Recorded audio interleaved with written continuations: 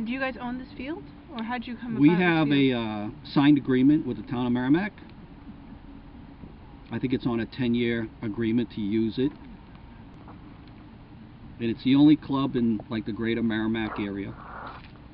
And you know, there are stipulations with that agreement, like a lot of the motor gas type planes can't fly before 10 o'clock because, you know, there are neighbors that are out there and we don't want to have noise. But the noise level of these planes is not like the old days. These motors are so quiet. I'll have my plane up there, you won't even know the motor's running. So we're insured from, you know, physical damage or, you know, property or bodily.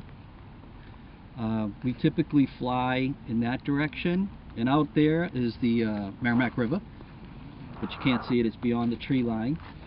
And we always fly within a line of sight. The plane's capable of going further than that, but you don't want to take an aircraft to a point where you get disoriented and, you know, is it going in this direction, or is it flying away from me, is it coming towards me? So I'm going to take out some of my equipment. I'll walk you over, introduce you to Steve. You can talk to him while I set up my equipment. Sounds great. We have a lot of young pilots, like this kid here, who fly. He flies a quad and he flies planes. But the way the kids, or the younger generation starting out today, they use their computer and their radio as a simulator.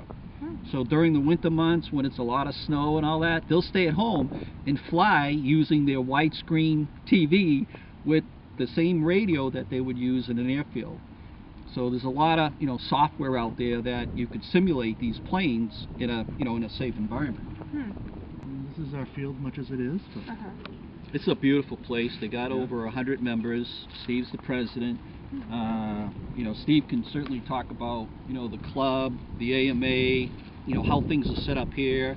I was telling her our priority all the time is safety for the people that are around and the pilots. Because she was asking, you know, can the people flying the plane, you know, walk around? I'm like, nope, there's a designated area, pilot station. Yeah, you got to be down in that one section down there that kind of juts forward a little bit. And the Merrimack Club is like the best club around. I went to a number of clubs in the area trying to sort out, you know, what club I want to belong to. You know, I met guys like Steve and Dave and all these others, and they talked to me about training me, and then the safety and, you know, the insurance and all that. And I signed up right away because these guys have a real great setup here. The thing is, it's very, very far from Tingsboro. And there was nothing else around where I live.